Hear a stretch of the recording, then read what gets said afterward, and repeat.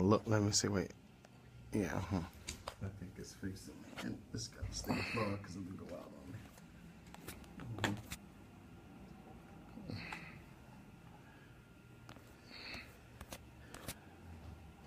It's already pushed. Yeah, I know, but it's the camera's facing the wrong way. I'm trying to get it to go the other way. So, say, what did they say? Hold on, because we live. Okay. Okay, I just won't be able to see if it goes. I'm going to hold it up. Okay, let me see if that'll do. It said flip camera button. Flip that twice.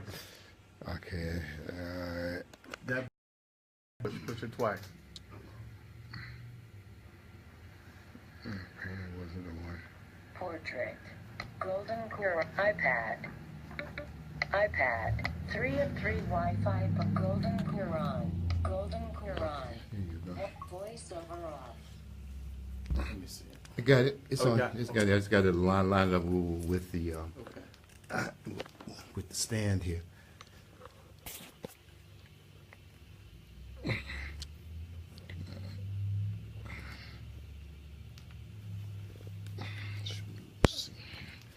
It's tight.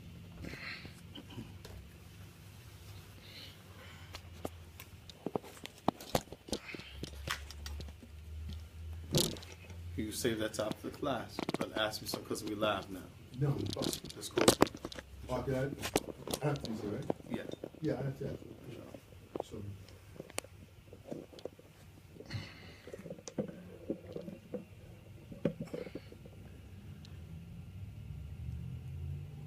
Okay, maybe get a little bit more light and see how we're going.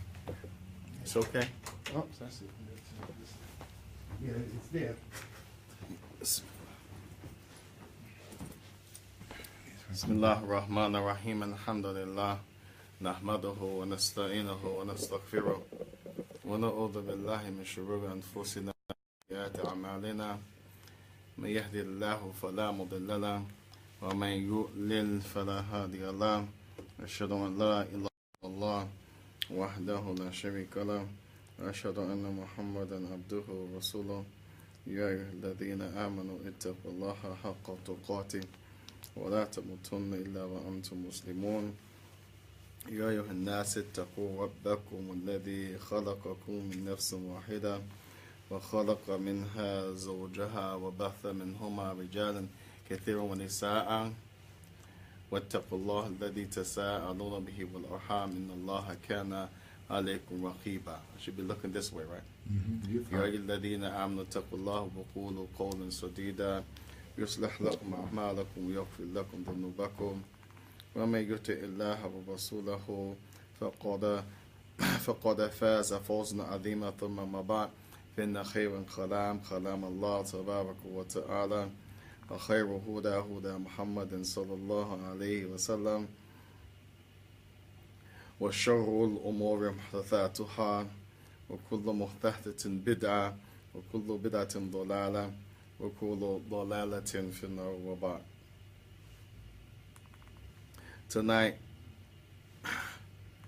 alhamdulillah, Allah has blessed us with another night which is entitled Muqbil Night. And that is the night where we discuss some of the belief, some of the statements, some of the belief, some of the positions, the teachings of Imam Muqbil rahimahullah ta'ala.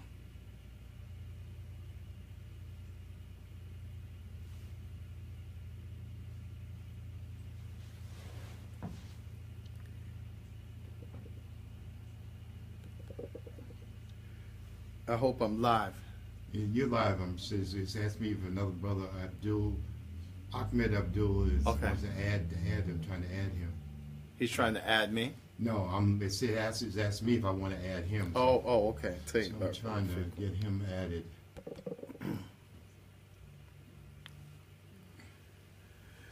This night, in which we talk about the belief of Imam Muqbil rahimahullah.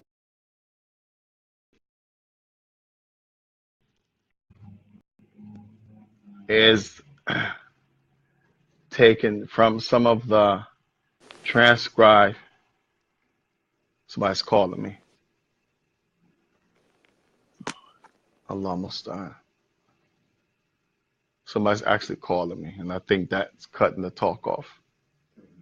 There's one of you in the masjid, maybe.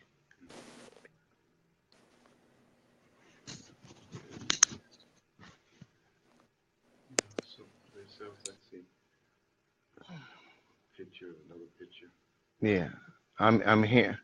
Yeah, I'm hearing the Facebook. Someone's trying to do something on Facebook. Allah musta'an. At any rate, yes. If anybody has any messages, if they can wait till after the segment, inshallah tabaraka wa ta'ala. We're still live, right? Yes, still live. Okay. So another brother came on and trying to add him. Yeah. La too badly, because if you try to add them, it's going to interfere. Wait till after, inshallah. Yeah, I just heard like connected. So we take from some writings that actually a lot of them are transcriptions from the Sheikh's talks and his live lessons in Yemen, and then some from his books. So we actually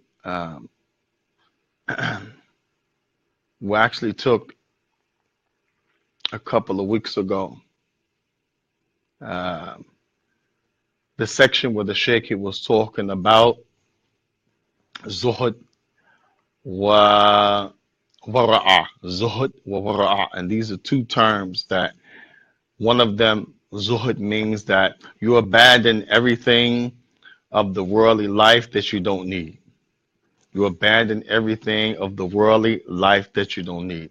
And some of the people from some of the groups, like the Sufis and some of the other people that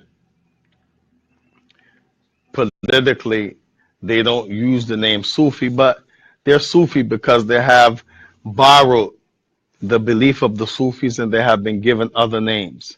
Like Jama'at al-Tabligh, for example, they have Yani Sufiya in their belief. And they are some people that are a offshoot modern day Sufiya, meaning they fix some stuff around it and it doesn't look like the old Sufiya or the extreme Sufiya that we know to be Sufiya, but they are from Yani people of the Tasawwuf. So the point is that many of the people, when it comes to this term Zuhud, they like to use it. So you may find a guy only has one thobe. He only eats a certain amount of food. He doesn't indulge in things that are halal enjoyment. He may be a person that won't buy something from the store like regular people see it's okay to buy. He may be a person that he sits and he prays a lot, fasts a lot. And some of these things are okay in their proper perspective. To pray a lot, to fast a lot, is okay. To not be frivolous with your wealth is okay. These are things that are from the religion. But the point is, the term Zuhud, they have taken it to mean abandon most of the dunya and not the things that you don't need. They abandon things that you need, thinking that this is gaining them closeness to Allah Tabaraka wa Ta'ala. And the term Zuhud, to leave what you don't need from the life of this world, of course it requires knowledge in that perspective, because if not, then how are you going to practice something that you have no knowledge of? So the person gains a certain level of knowledge, and then that knowledge that he practices enables him to be muttaqi, Allah conscious and God-fearing and staying away from the haram and doing the halal. And so he changes because of his knowledge and not because of a simple spirituality. And so therefore, he would take the things of this life like everyone else, but what he doesn't need, he will stop at that injunction. And this is what the real term of zuhud means. And this is primarily after a person has knowledge. You won't find a person, for example, saying, I'm practicing zuhud, brother. I don't need that dunya, but he's ignorant of the religion. Normally, the people of the past, they gained a high level of knowledge and practice, and then you will see them practice this part of the religion. But today you find people who has no knowledge of the religion. If you question him about certain aspects of the belief, certain aspects of the traditions of the Prophet, certain meanings of the lordship and the servitude to Allah, his names and attributes, he's totally ignorant or mostly ignorant of it. But yet he's claiming that he's practicing zuhud, taking what he needs of the dunya and leaving what he does not need. Taking what he needs of the worldly life and leaving what he does not need. And the most thing that you need in this life is the knowledge. So how can you leave that and then say, I'm practicing zuhud? So this, the Shaykh talked about last time, that the Shaykh, he was a man of zuhud, Shaykh Muqbil, meaning he took what he needed, and what he didn't need of the life, he left it. Just like in normal cases, a person should take what he needs, and what he doesn't need, he doesn't take. You have a family, and you need enough room to house 3. You take that. But then there's a house that can house 10. Do you take that house of 10? No. Why? Because you don't need it. And you have Barakallahu fikum, a refrigerator, a freezer. And the sensible person, if he has the opportunity to get a second fridge and a third fridge, he won't take it unless he needs it. It's just going to sit. And we find, the people who hoard things, this is how they become hoarders, because they take what they don't need. Now, so the Shaykh, this aspect we talked about last week, and also the opposite of this zuhud, which means to take what you need of the worldly life, the worldly things, and to leave what you don't need. Then the other one is wara'a, and that means something may be okay for you. It may be something that is allowed for you in the religion, but because you fear that you may turn that thing into something that could possibly earn you the fire, you leave it. You have something that's allowed. Allah has permitted for you to do it. You will not be penalized, in other words, if you partake in this. But because you see that there's a possibility that that thing can turn into something that gets you in trouble, then you leave that thing. So the wara is the consciousness of something that can turn from good to bad. Thus, you don't tread those lines. Like, for example, you have what's called ghiba mubah. Ghiba mubah. Ghiba comes from the word ghuyub, something of the unseen. Ghaib, something that's in the third person, or something that you cannot see. So the word ghiba comes from that root word, ghaib, something that's out of your presence, out of your reach and touch, and it's used to show that you talked about someone behind his back. Why? Because you have the first person, that's mutakallam, the speaker. The second person, who's the mukhatibu, the mukhatib, he's the one that you're talking to. So you have a two-way conversation, the one who's speaking and the one who is listening to him. And then, of course, at some point, he's going to speak back, and then you're going to be listening. So two people in a conversation is called al-mutakallam, who initiates the speech, and the mukhatib, who's listening. And then if this one who's listening speaks back, then he's the mutakallam, the one who's speaking, and the one who's listening is the mukhatib. Then if they talk about someone in another place, in another time, in another land, or who's not present, although he's in their land, then that person is called ghaib. He's in the third person, meaning he's not there. You're talking about him behind his back. So this word ghiba comes from that. There's a thing called al-ghiba mubah. Mubah means it's okay. And there's 6 reasons that talking about somebody, which is normally haram, becomes okay. So for example, if a person knows that this is okay, but then he fears that that may turn into something haram for him, even though it's okay, he leaves it. Although it's allowed for him to talk about something and someone behind their back with those 6 conditions, if he sees that it may turn into something, that now it becomes haram, although it's allowed for him, he leaves it. Although it is allowed for him, he leaves it. This is called al-wara'ah. Something that is okay, you leave it cautiously because you're afraid it may turn to something that gets you to the fire. And zuhud is that you take from the dunya what you need, and what you don't need, you leave it aside. We talked about this last time with the Shaykh rahimahullah ta'ala.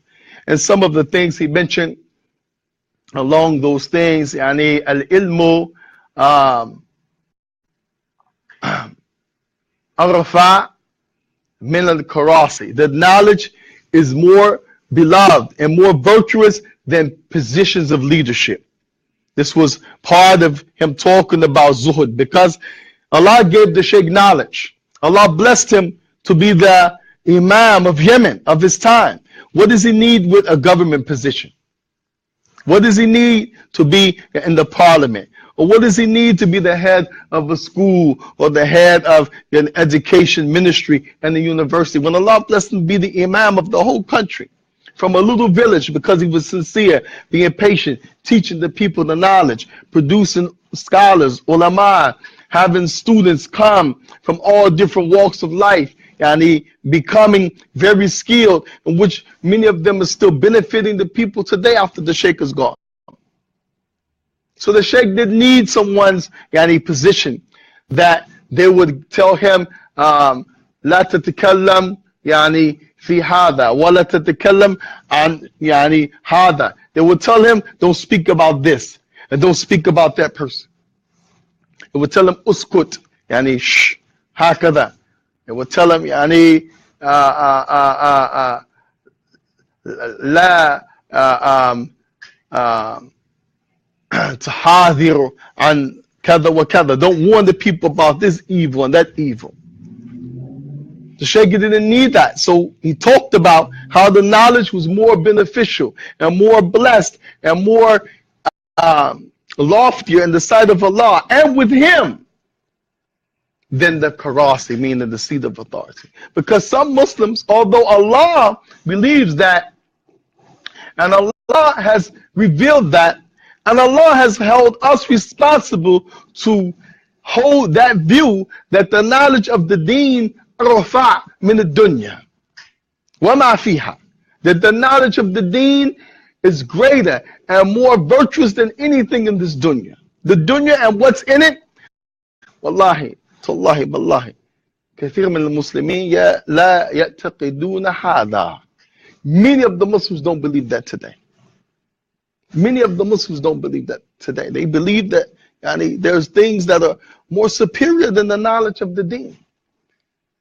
Allah Mustaan. So Shaykh talked about that, and the Shaykh also mentioned statements we mentioned again that should not be taken out of place when he said الشهادة ماجستير لا تسوي عندي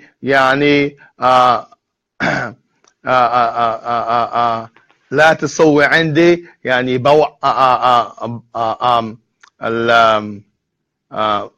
بعودة. He said that the master's degree that the Shaykh had, he had 2 degrees, a master's and a bachelor's from the University of Medina. He said with him, as far as he concerns, they're not worthy, the like of, they mean nothing to him no more than the the dung from the camel. The dung from the camel, the Sheikh said, those 2 degrees, they mean nothing to him. They're so insignificant, more so than the dung of a camel. Some brothers today, they take that to try to look down on people that have a degree. That was not the meaning and the intention of it. But the Sheikh was talking, remember, from a position where he was in the village. He was free to call the people to Islam and teach the people the purity of the religion without compromise. And people were pulling at the Sheikh, you understand? Institutions, governments, groups were pulling at the Sheikh, trying to get him to come with them so they could put his fire out. So the Sheikh's talking like this was in reference to his experience, and not that he's telling people you should believe that a bachelor's and a master's is no more worth the dung of a camel. No. As the ulama said, وَلِكُلِّ قَوْلٍ مَقَامٍ. Every statement has its place. But the Sheikh also meant to let people know those degrees can never be more blessed and they can never be more blessed, neither can they take the place of traditional learning from scholars in the masjid. Because some brothers think that's played out. And if you have a master's and a PhD, mashallah. How many people have a master's and PhD and he's far astray?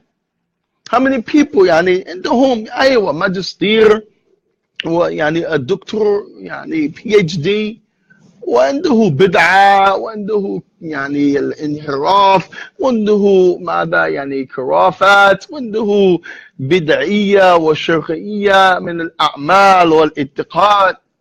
How many people that have these degrees and they have superstitions, have acts and beliefs of bid'ah and shirk? So it's not like the world, and I have to say the kuffar has made it like this, where the paper, that's all it's about. No. It's about who Allah blesses with the ilm. If you have a paper and Allah bless you with the ilm, alhamdulillah. Some people have a master's and a doctor's and they high powered.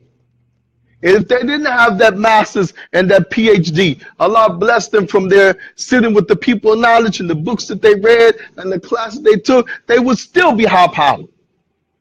It doesn't mean because someone, he doesn't have a bachelor's, he doesn't have a master's, ma indahu ilm, sit down, clown. No, like that. Or he's less insignificant than that person because he has a degree. No, not like that, man. So the Sheikh was making these statements to prove 2 things. So the people that was pulling at him, I'm not compromising. And all that stuff because you guys got degrees and, you're calling the people to agree and now who has the knowledge in pure Islam, their minds don't mean no more than the dung of that camel. Showing, that's not an issue for me. Calling to Allah's deen and the ability to do that on pure knowledge is what I'm concerned with. And the other point the Sheikh was making is that this is the traditional way that's blessed, learning in the masjid under people who Allah blessed to become ulama. And many people became ulama, they didn't have no degrees and this and that. Imam Bukhari ما كان عنده ماجستير ولا دكتور ولا شيء. Imam Bukhari didn't have none of that.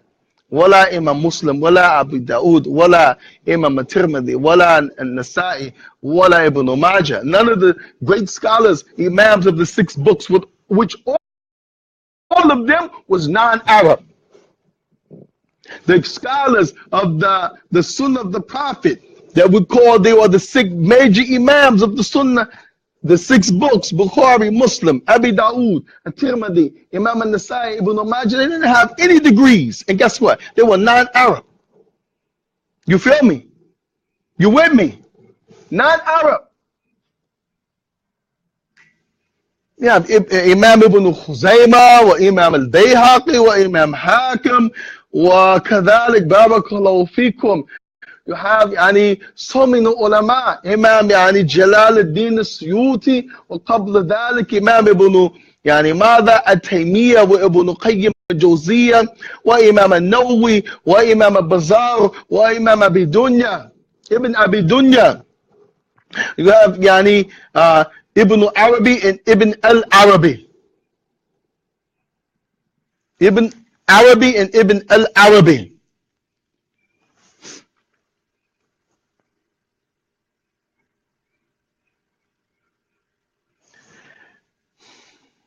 Ibn Arabi and Ibn al-Arabi. One of them from the Sunnah, one of them a big Mubtadi. Allah Musta'an. You have many of these scholars from the past. Man, they were like mountains of knowledge. Ibn Daqiq al-Aid. Or Ibn Qadam al-Maqdisi. Go do your research. You could type these up in English. They're going to give you a whole history on Wikipedia. Had the four Imams, Abi Hanifa, Malik, Imam Shafi, wa Mala Imam Ahmed, Tamidhihi, and his pupils. None of them had degrees, man. Yeah, Ibn Jawzi.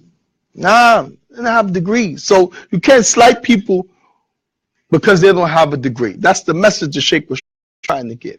Why people should misunderstand what the Sheikh was saying and now make it like those people who have degrees, they're astray and they're not on the Sunnah and all they want is a paper and they're not really trying to get the knowledge for the sake of Allah and this and that. No, because we have many ulama have degrees, but they're ulama.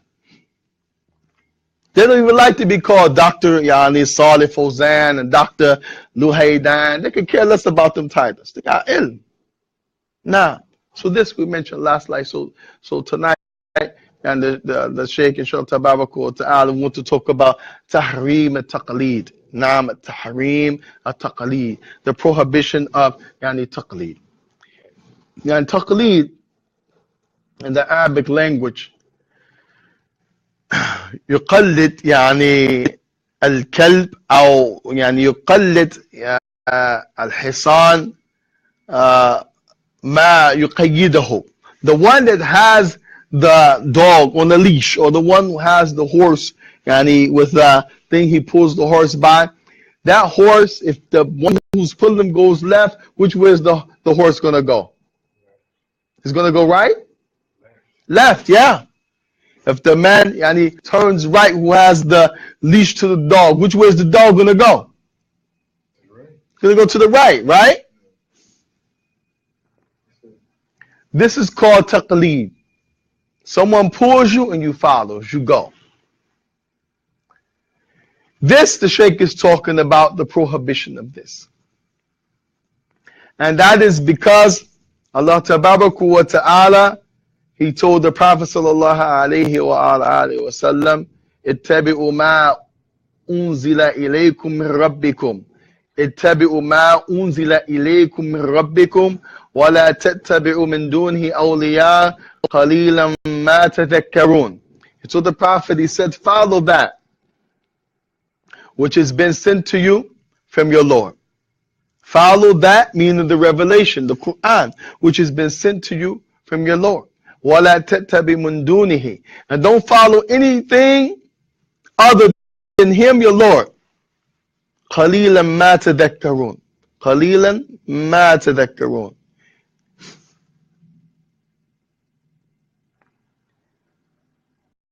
قَلِيلًا مَا تَذَكَّرُونَ. Now,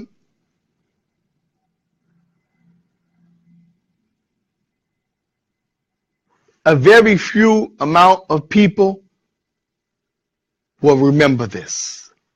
A very few amount of people, when you tell them, they will recall this. Most people are not going to follow the way of their Lord. They're going to follow other ways. So you, O Muhammad, don't be like them. Follow that which has been sent to you from your Lord, and don't follow any other way besides that. Allah Tabaraka wa Ta'ala also told the Prophet when they were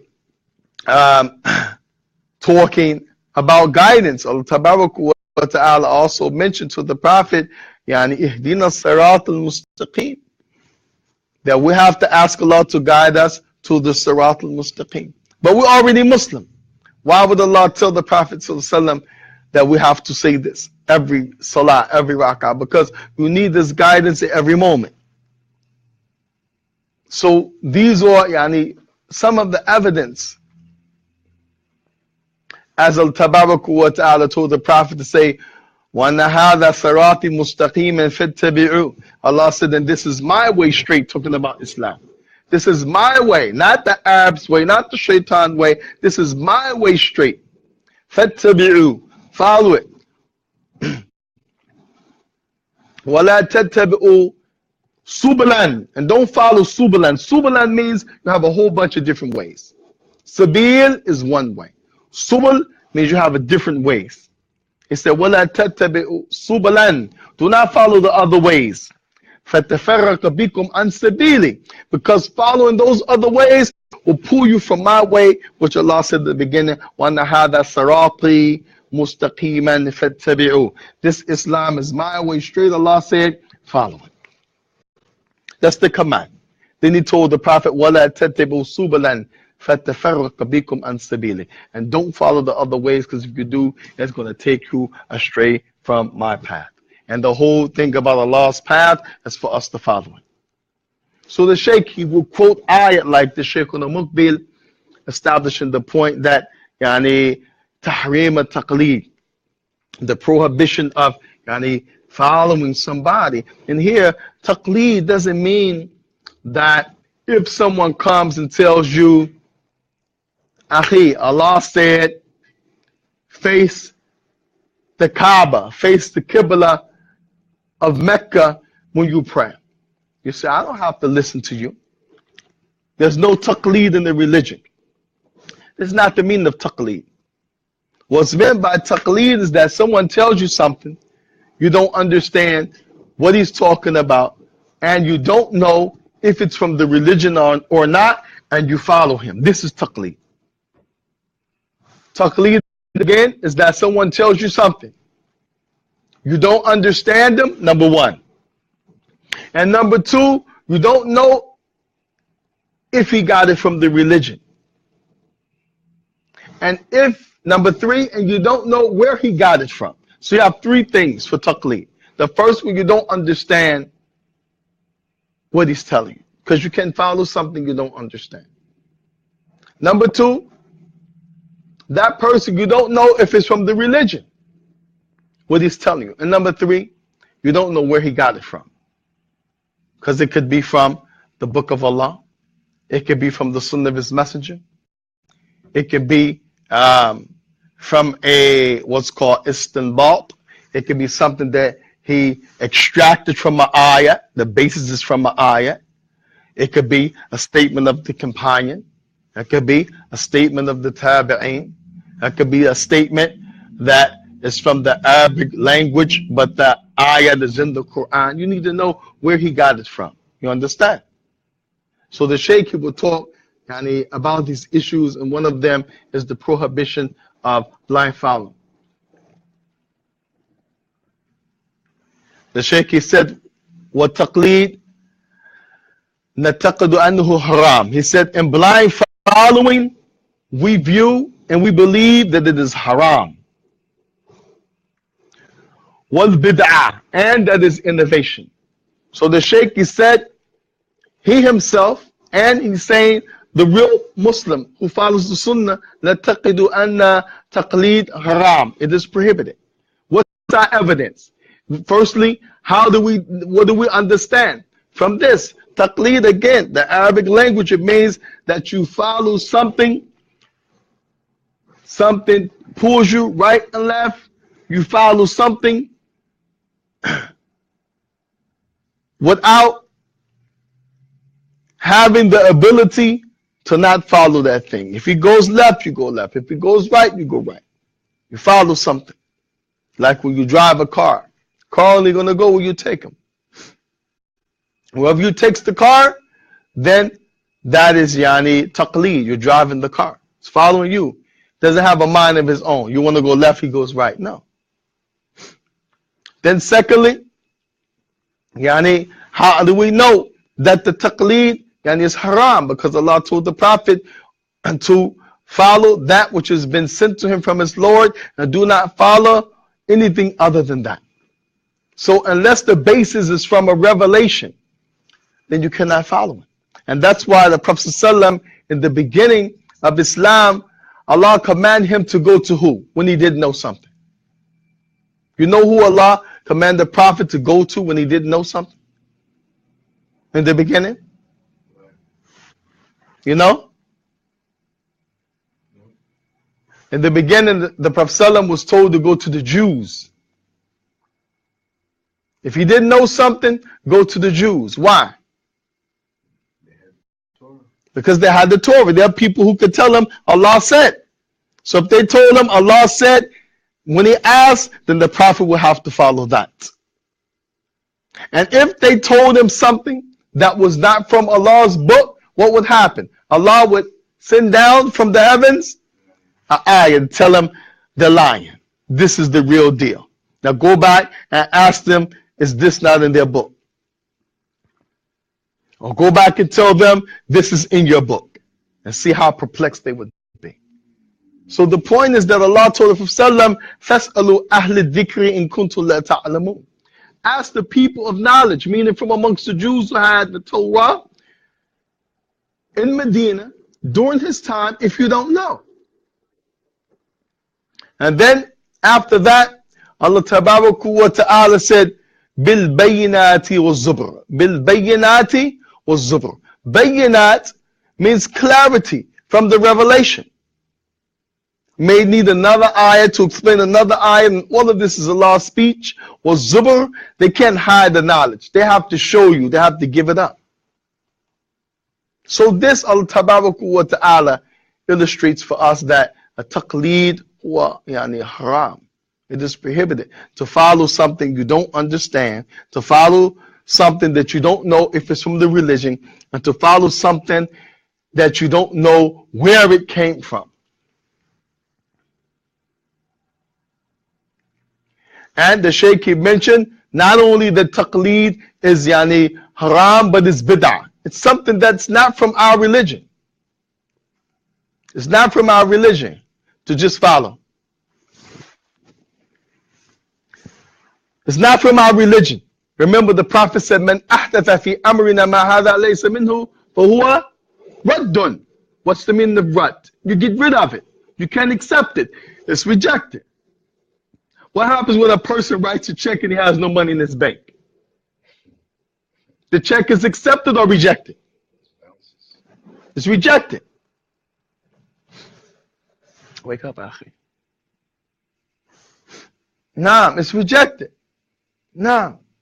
What happens if you bring something before the judge that's not part of the rules and regulations of the land?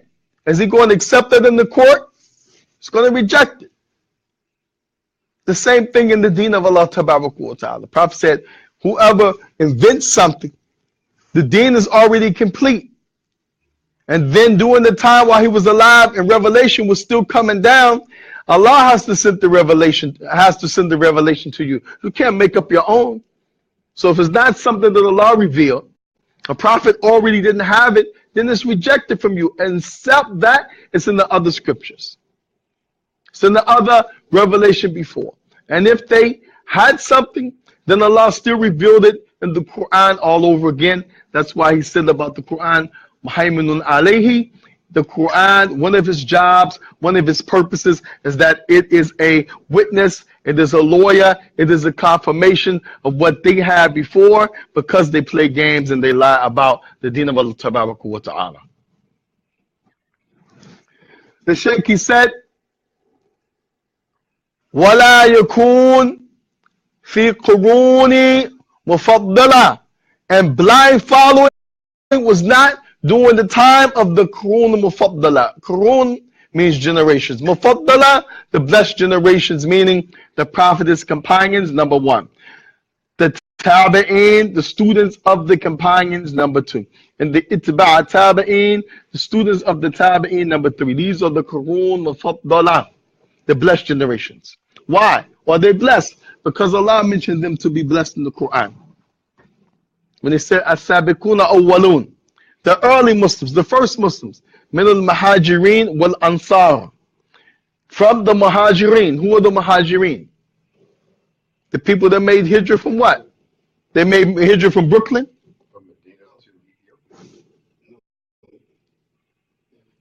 Tayyib, alhamdulillah, from Medina to from Mecca to Ethiopia. أيوة. ولكن ليس يعني كل أصحاب رسول الله صلى الله عليه وسلم هاجروا إلى حبشية، بل جزء منهم هاجروا إلى حبشية. But not all of the companions made hijrah to Ethiopia, Abyssinia. Some of them only, a small portion. Most of them, yani, they went that way. Actually, yeah, a small portion. And they waited. And then when the Prophet made it to Medina and they got the word, then they left Habashiyah and they went to Al-Medina. Now, most of them left Mecca. Yani, like the Prophet himself and Abu Bakr, they never went to yani, Ethiopia, what's called Habashiyah in Arabic. So, yani, as-sabiqun awwalun, the early Muslims, the first ones. Min al-muhajirin. Muhajirin, those who left Mecca and they yani, resided in Al-Medina. Normally the people don't say they left Mecca and went to Habashiyah, because it was legislated for them to go to yani, Medina from the old scriptures.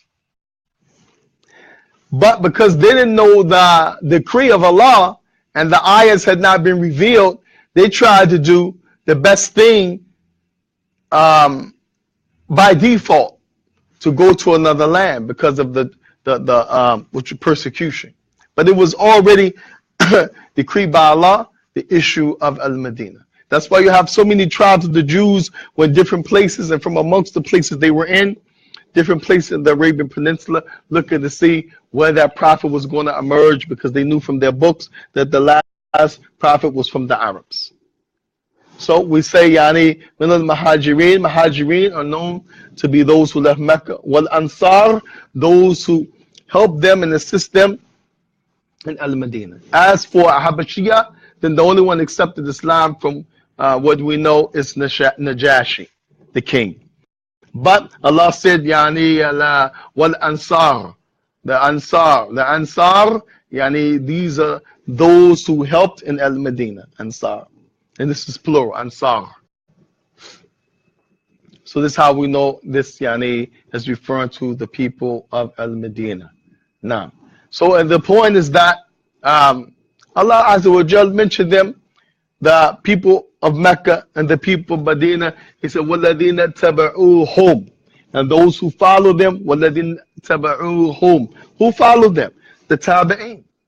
And we said the Tabi'een is one who he met a companion, accepted Islam, and he died upon Islam.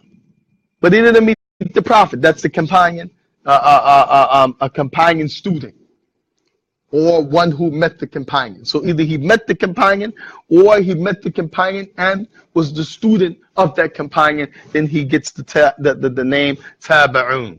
Tabi'un. And then the Itba' Tabi'in, those who never met the companion. They met the student or the one who met the companion. So they met the one who met the companion only, or he met the companion and he took knowledge from the companion. They accepted Islam upon those people. They died upon Islam. Then they're itba tabi'in. And then tabi'in are those who yani, met the companions or met the companions and learned from them, took knowledge from them, but they did not meet the Prophet ﷺ. And then the companion is the one who met the Prophet, accepted Islam, believed in him, and he died upon Islam, met the companion. As for the one who's seen the Prophet only, then some scholars say this is not acceptable, because mushrikun, the pagans, they seen Muhammad ﷺ. The Jews seen the Prophet ﷺ, but they didn't take a shahada. So just seeing him wasn't enough. They said, laqaytahu, you have to meet him. Salaamu alaykum, ya Rasulullah, like this. You have to physically have an encounter with him. accept Islam, die upon Islam, while the Prophet is alive. While the Prophet is alive, then inshallah ta'ala, you are the companion. As long as you die upon Islam, and you met the Prophet sallam, and your Islam maintained through the life of the Prophet. If you accepted Islam in the time of the Prophet, you met the Prophet, and you were Muslim, and then you left Islam, and then you came back to Islam, and then when you came back to Islam, the Prophet already died, then you're not a companion. You're considered tabi'in. So you have to meet the Prophet and stay a Muslim while he's alive, and then if he dies and you're still Muslim, then you're from the companions. Because you met him, you accepted Islam, you believed in him, and you died upon that. While that Prophet was in your presence, you stayed a Muslim. You did apostate. And if he died before you, then your Islam was intact when he died, then you're still considered companion. So the point is that Allah Ta'ala praise them in the Quran in more than many ways, like we mentioned the khutbah today, Masjid al-Khalas, where Allah Ta'ala said, Kullun amana billahi. All of them,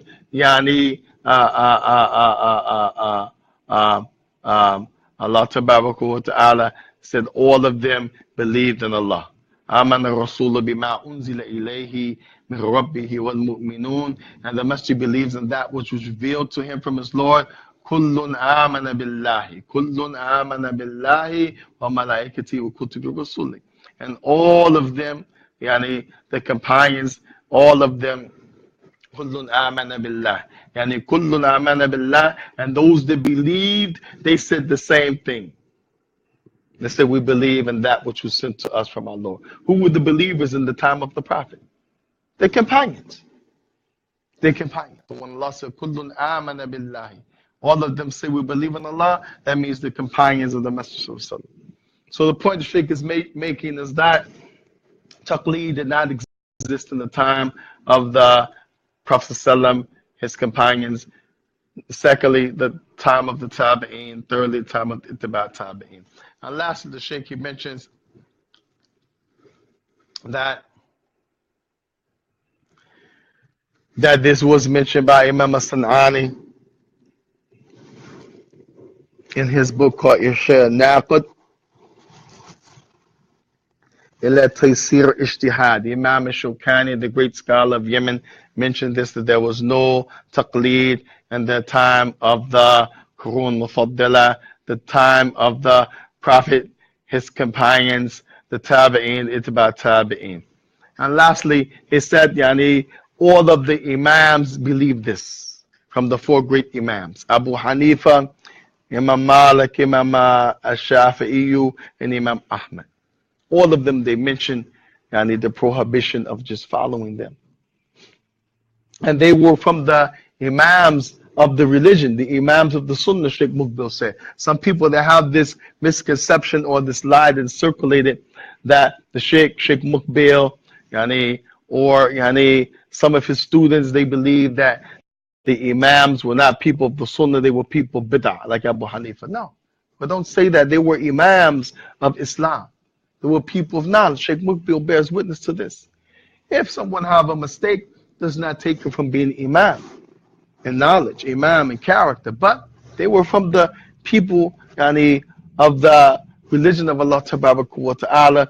They lived their lives according to it. They were the people that upheld it in their lives, and they were from the people of the Sunnah. They were the people who propagated and they taught and defended the book of Allah and the Sunnah of His Messenger. So you cannot say the Imams were not on the Sunnah and to follow them is innovation. This is something brothers say sometime, and you just wonder, like, where did he get this ignorance from?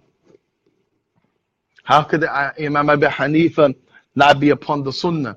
And how could he be a person of innovation? And how could the people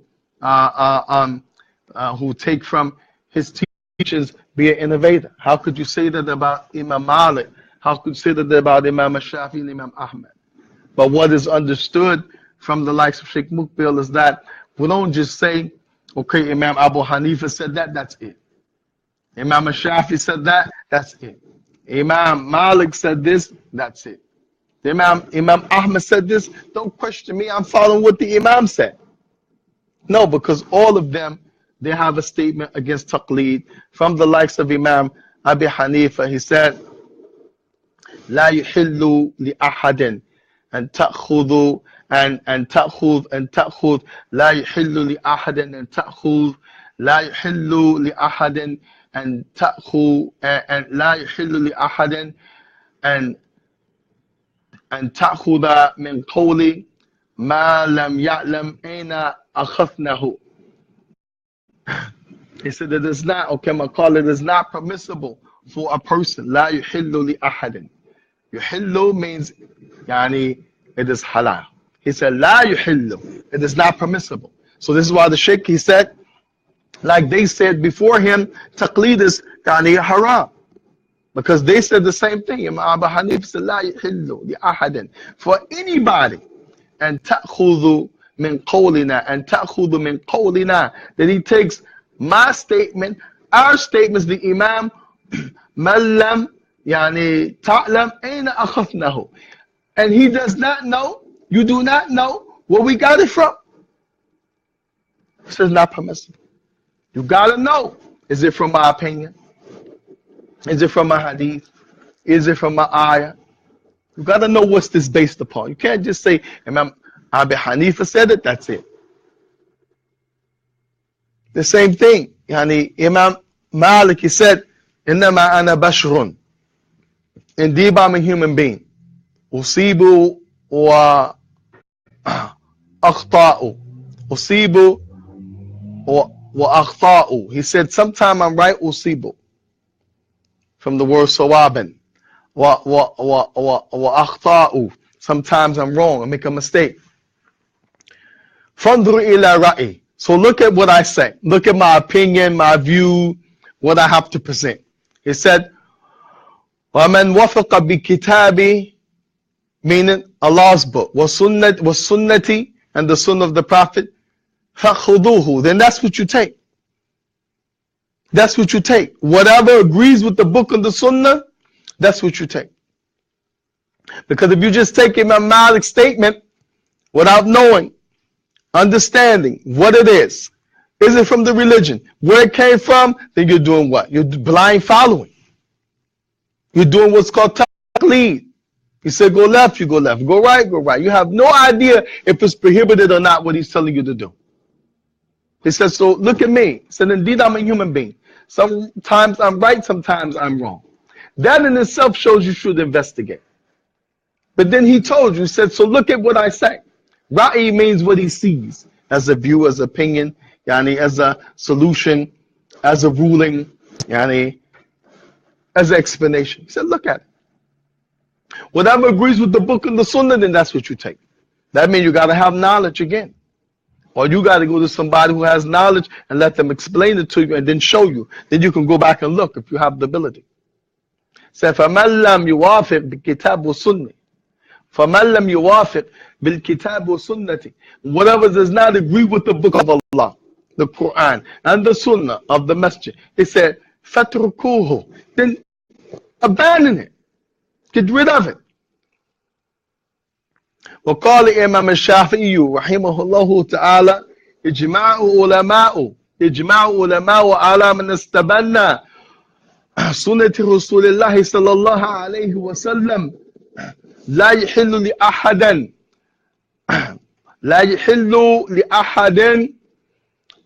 أن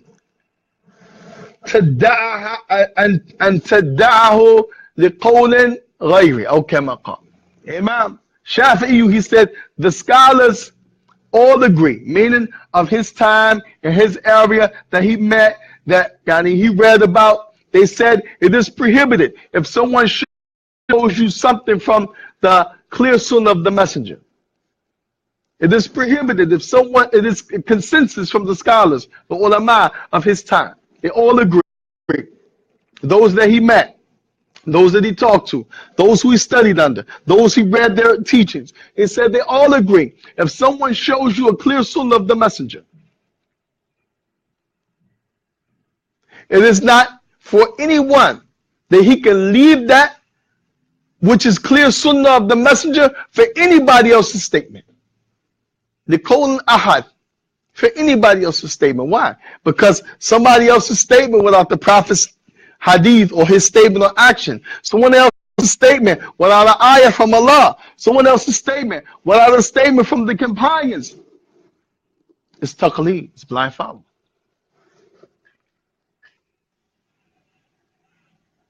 And then Imam Ahmad ibn Hanbal has similar statements, barakallahu fikum, which he said, إِذَا صَحَّ hadith فَهُوَ madhabi. And all of them said this too. If I tell you something, then you go find out, wait a minute, here's a hadith that's authentically reported on the Prophet, and it's in contradiction to what the Imam said. He said, then this is my madhab. This is my way, meaning, bring it back to me. I'm going to replace what I told you with that. Why? Because if you follow me over the Prophet, this is not permissible because it is prohibited to do taqleed. Have said for the awam, the layman person, if he doesn't know, let's say you're Jews and you call it alam, le'ame. It is okay for the layman to follow a scholar because he doesn't know. And what they do, they take the verse of Allah Tabaraka wa Ta'ala when it said, فَاسْأَلُوا أَهْلِ الذِّكْرِ إِن كُنتُمْ لَا تَعْلَمُونَ. Ask the people of knowledge if you don't know. So here's something I don't know. I go ask somebody of knowledge. Now, either I speak his language or I don't, and I have to have someone to translate to him for me, right? There's only two ways I can ask a person of knowledge, right? Okay. Then he's going to lie to me and tell me Allah said, his messenger said, or he's just going to tell me this is what you should do in the religion. If he tells me the first thing, Allah said in Surah Al-Baqarah, ayat number 7. Allah said in Surah Al Imran, ayat number 3. Then guess what? You're not blind following him. He gave you the evidence. Now what you do, you write down that ayah. If you know Arabic, you go look at the ayah. If you understand the Arabic, you go look at the ayah you read. So, okay, yeah, the Shaykh did say that. If you don't, the person translate to you, the Shaykh said, go, look, these are the ayah. Then you go in your language, you look up the meaning of what the Shaykh said, and the meaning of what the Shaykh said in your language is acceptable. So as long as the meaning is, not far from what's the intended meaning. As the scholars that say, nobody can render every single thing that Allah said, because if they could render every single thing perfectly that Allah said, then guess what? It wouldn't be the speech of Allah. So even in Arabic, when people give the tafsir and they write in some stuff in the end, they say Allahu A'lam, because they might be hidden and missing, trying to explain and expound on what Allah said. Because it's the speech of Allah. Like what you said to me last week, you said, La nafidat kalimatillah. You can never exhaust the words of Allah. Likewise, you can never explain everything that Allah sent down. The human being is not capable. That's why they have different types of tafsir. One of them is tafsir ijtihadi, where you make an effort to just bring about a meaning of what Allah said. Y'all said tafsir, yani ala madan,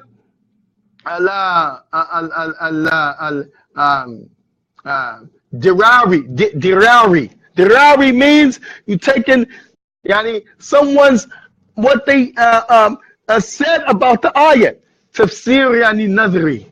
When you take the ayat and you dissect it and you give a synopsis from what you see from the ayat. These are different types of tafsir. Yeah. So the point is that if that person of knowledge tells you, Allah said, he give you the reference. The messenger said the hadith. Khalas, this is not blind following no more. But if he tells you, you should do this, you should do that. This is halal, this is haram. And you don't know where he got it from. Even as simple as he telling you, do this. And you don't know if it's from the Quran or Sunnah. This is blind following. You have to know. The Shaykh can tell you, it's permissible to pray like that. You say, Jazakallah khayr. Then you go tell somebody, the Sheikh said I can pray like this. He said, what's your dalil? He said, well, I don't know. I didn't ask him. This is blind following. The Sheikh said, Yani, kada wa kada wa kada. He said this, this, and this. And you say, okay. Then you go tell somebody, the Sheikh told me Allah said in the Quran this. But the Sheikh never told you Allah said. This is blind following. Go back to the Sheikh. The Sheikh said, I never told you that. I just told you such and such and such. And all of these what the messenger of Allah said. You got to know. Is it from the religion? You got to understand it first. Then number one. Number two, you got to know, is it from the religion? And where did he get it from? You something and it be from an opinion of a person. Or what the person sees from the meaning of the ayah. This is acceptable, but you got to know. This is the meaning of the ayah, and this is really the ayah, what Allah said. Huh? Yes. So this, I need the Shaykh, he mentioned that Tahreem Of Taqleed, what Taqleed, yani Muharrama, what Bidah, the prohibition of blind following. You got to know what time it is. And the blind following is not only haram, it's bid'ah. Something that's not from our religion. Allah said, لا تقلوا في دينكم ولا تقولوا على الله إلا الحق. Do not go extreme in your religion. Meaning like the Christians did, because that ayat is talking about the people of the book. How they took Isa ibn Maryam. It said, do not say about Allah's religion what you don't know. So that means, taqleed, you got to know what Allah said. What his messenger said. What the companions said. Because some scholars said that the speech of the companions is considered a text. Some people say no, but Allah said, وَاتَّبِعْ غَيْرَ السَّبِيلِ مُؤْمِنِينَ. He follows the way other than the believers. And many scholars said, who will call the believers when the Quran was coming down? Was it us? No, we weren't even around. How could we be who Allah was talking about? We didn't even exist. We fall in that category when Allah is saying, Ya ayyuhalladhina amanu, all you who believe, anfiqu mimma razaqnakum, spend from that which we have provided for you to spend from. But when Allah says, what tabi' ghayra sabili mu'minin, and they follow a way other than the believers, and he's connecting that with the same ayat about following the messenger, he's talking about one group of people, their companions. From the likes of this statements of the companions is the evidence. Some of them say it's a statement of evidence as long as it does not go in contradiction to the Prophet, because they made statements that were not the same as the Prophet sometimes, based upon their ijtihad, trying to solve a problem, based upon them being human, especially if they didn't understand the text the same way, or they didn't know that hadith exists. They have to solve a problem. So it exists, and it coincides with the Prophet, or it does not go against the Prophet. Many say this is a evidence, it's a nas, a hujjah, a statement of the companions. مِنْهُمْ يَكُلُّونَ يعني التابعين. The tabi'in, because Allah said, وَالَّذِينَ اتَّبَعُوهُمْ, those who follow them, bi-ihsan. That means they follow the companions to the T, the tabi'in. So this, wallahi, in this day and time, many of the people have resorted to the Shaykh said, the Shaykh said, the Shaykh said, nothing about Allah said, nothing about this messenger said. And even if they mention the nas, wallahu musta'an, people still don't understand what is the text. Even if the Shaykh mentioned the evidence, the one who's following that Shaykh doesn't know anything about the evidence. He just knows the Shaykh said. You have to understand, number one. Number two, you have to know if it came from the religion. And you have to know, yani, where they got it from. If so, then you're safe. If not, then this is taqleed, you're blind following. And we ask Allah wa ta'ala for safety. And lastly, as the ulama, they differ. Some of them said, asking the people of knowledge, if you don't know, this is blind following. But some scholars say this is not considered blind following. When you ask a scholar, this is not considered blind following. Imam Muhammad ibn Salih al-Uthaymeen used this ayah to say blind following is permissible for a common folk. Other people use it. Imam al-Albani deems it to be okay if you don't know to ask a person and you can blind follow them. Shaykh al-Muqbil said no. There's no excuse for following somebody while you don't understand what's going on. You don't know if it's from the religion and you don't know where they got it from. Just as Allah Ta'ala told the Prophet, and don't follow other than him, then this is our case. And the Shaykh said, La yukallifullahu nafsan illa wus'aha. Allah's not going to hold you accountable. If you don't know, you don't know. So why do you have a statement who's an alim and just following him, and this is okay because you don't know how to go to the books? The Shaykh said, no, that's not acceptable. Everybody has to follow the same method. There's no blind following. Blind following is prohibited, and blind following is bid'ah. Stay away from blind following. The companions didn't do it. The tabi'een didn't do it. The itba' tabi'een, they are the Qurun Mufaddala, the blessed generations, and none of the four great Imams, Abi Hanifa, wala Malik, and wala Shafi, wala Ahmad, none of the four, Imam Abi Hanifa, nor Malik, nor Imam Shafi, nor Imam Ahmad, none of them blind follow. Blind following is prohibited. You have to know what's going on. You have to understand what is the deal. You have to know evidence, and you have to know that it comes from the Book of Allah or and the Sunnah of His Messenger. هذا وصلى الله وسلم وبارك على رسوله الكريم وعلى آله وأصحابه وسلم تسليما كثيرا. We ask Allah Tabarak wa Ta'ala to help us in this time where blind following is the norm. And as the Shaykh he has mentioned, that this is muharram and it is bid'ah, it is innovation, and it is haram. May Allah save us from blind following. Ameen. Any questions? Not regarding that subject, no. No. So you guys clear on what is blind following? What is blind following? And that's eloquent. Ma huwa taqleed. I'm asking you, what is taqleed? What is it? Yes, what is blind following? It's following a statement without dalil of either the Quran or the Sunnah. Finding because somebody says this, you ask a question about which way of an action to do or to take, and he says, do this. And you don't get where he got to do this from. And that do this does not come from the Quran or the thing. You're just doing it just because he said to do it, but without checking exactly where he got that from. Yes. Yes, this is good. This is a good explanation. And some people say, okay, if you trust him and he tells you, to say, is it permissible? Is it permissible anal sex? I mean, we're in the real world. Some people think this is okay. Some people do it. He says, yes. He says, Jazakallah khairan, Shaykh. That's in contradiction. Okay, if you don't have a dalil from him, you just go and say, well, the Shaykh said, no, or anal sex is okay. This is taqleed. He has to bring you a proof. So if he says, Allah said, Nisa'ukum harthun lakum fa'tu harthukum anna shittum. Surah Al-Baqarah 223. Your women are a tilt. Tilt means a place where you put your seeds and you cover, and then something grows. He said, "Fatu harthakum." Go to your health. Go to your hearth. Hearth means the place where you grow something. So Allah said, "Fatu harthakum." Go to it. Amma shittum, as you like. Sheikh said, that's my dalil.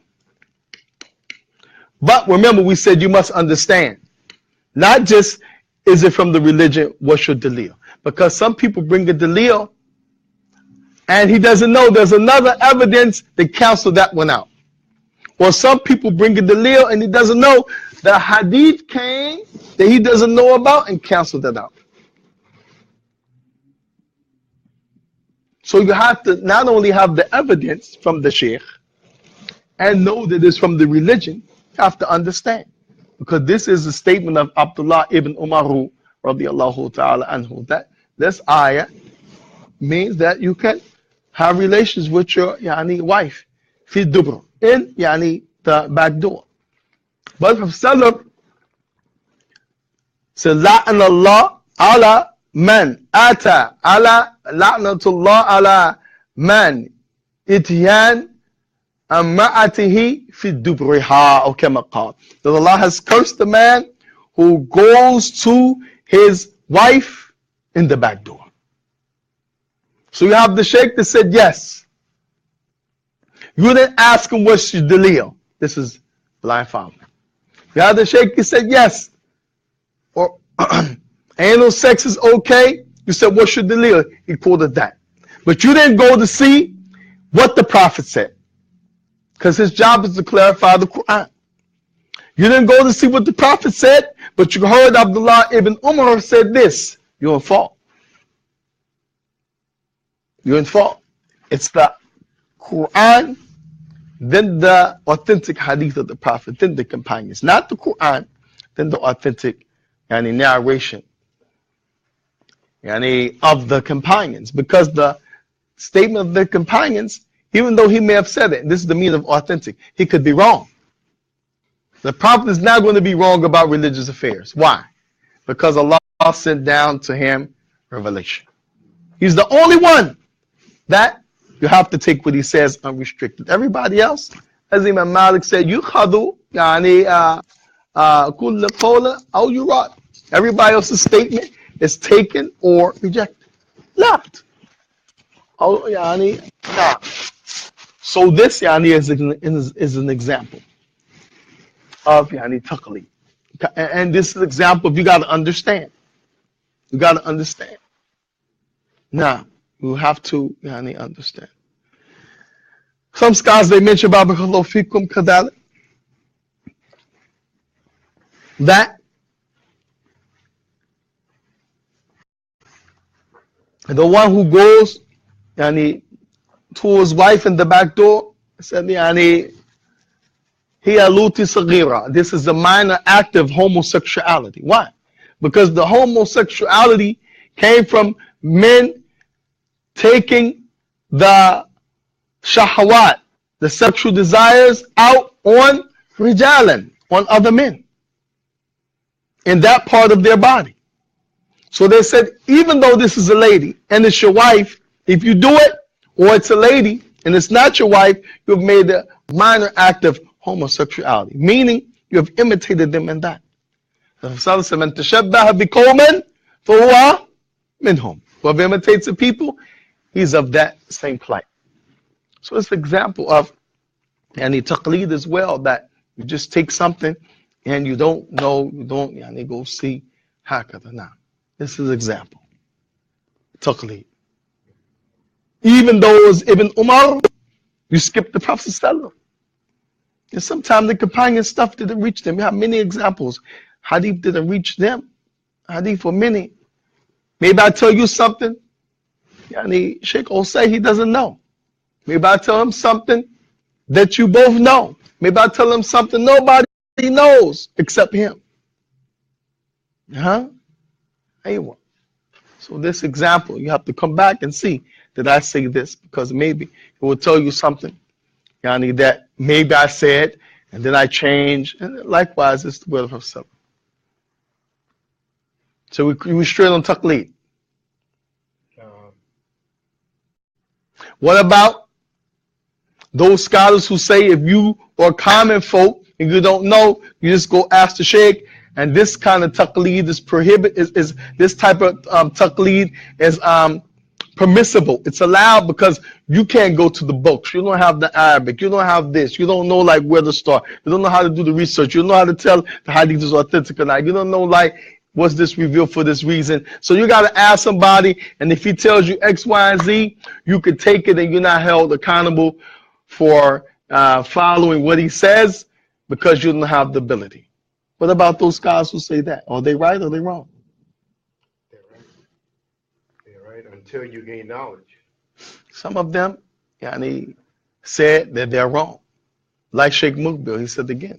Because understand, with asking a person, even if you don't know how to go to the books, you still have to ask him where he got it from. If you go ask him something because you're incapable of going to the books, you still got to ask him to explain it to you so you can comprehend. Then he's going to tell you after he finished, or he should say, you understand? You say, no, I don't understand. You got to explain it again. If he got to explain it 3 times, 5 times, whatever it takes, that's his job. That's his job. If someone asks you something they really don't understand, you have to take the time and explain to them. Us as black people, we get frustrated with that. Especially women. Frustrated. You asked me already. And sometimes people don't know. You got to take the time. Once they say, okay, I got it, then the next step, what is the evidence? Then he's got to break down the evidence. He got to at least tell you Allah says Surah Al-Baqarah, ayat number 5. You say Jazakallah khair. So if Salam said, and Sahih Bukhari and Muslim, chapter of such and such, hadith such and such, you say Barakallahu fikum. So you got the understanding. You know it's from the religion because he gave you a source from the Quran or Sunnah. You're straight. Now this is not taqleed. So even if you can't explain like he explained in the talk and all of this, detail and fancy stuff, you can at least say, the Sheikh told me this was okay. He said the ayat, Surah Al-Baqarah, and 225, the hadith in Bukhari, and the book of Iman, that's it. You're off the hook. You then blind follow him. He's got to tell you. And some said, if you trust him, and you know that he's a man of evidence, then in that case, you don't have to say what's your evidence, but you must believe. If you ask him, guess what? If you ask him, guess what? He's got the evidence. Yeah. So like me, if you ask me a question, I say, it's Sunnah. If you believe and you know, Sheikh Kukashi, a man of evidence. Ain't no way in the world he told me that off his hip and he ain't got no evidence. I've been knowing him too long. Somebody said, nah, man, he ain't got no evidence because he didn't tell you. He said, listen, okay, watch this. Sheikh, what's the evidence for that? Bow, bow, bow, bow, bow. You're like, okay, all right. Say, see, I told you, man. Some scholars say if you trust him and you know he's a man of evidence, they could just say, yeah, it's Sunnah. You say, Zakallah khair. You don't need the evidence then, but you know it's from the religion, and that's the evidence because of the person that you're dealing with.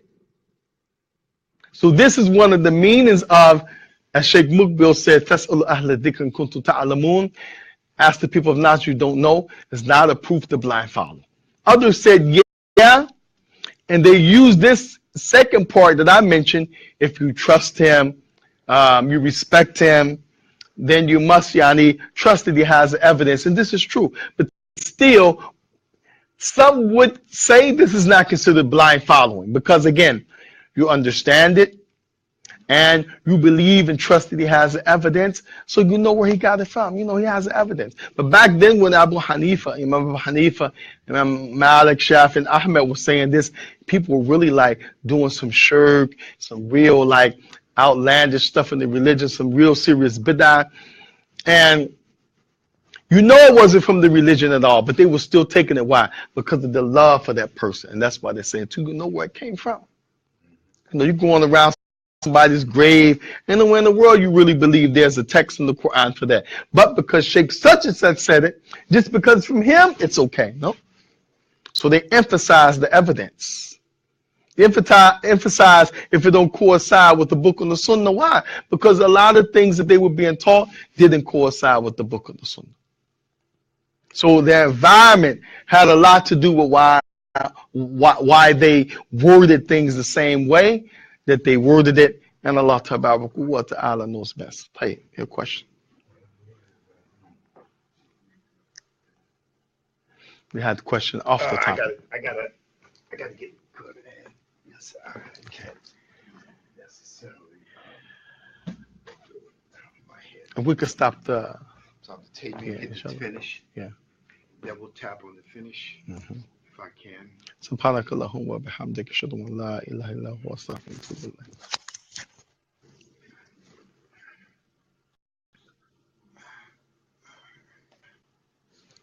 ilayk. Let me see. Let me see. Asked me to bring somebody else over. It's finally got to okay. No. Bring Hani from camera. No. I said no. Yeah. See, since you tried to do that, all these people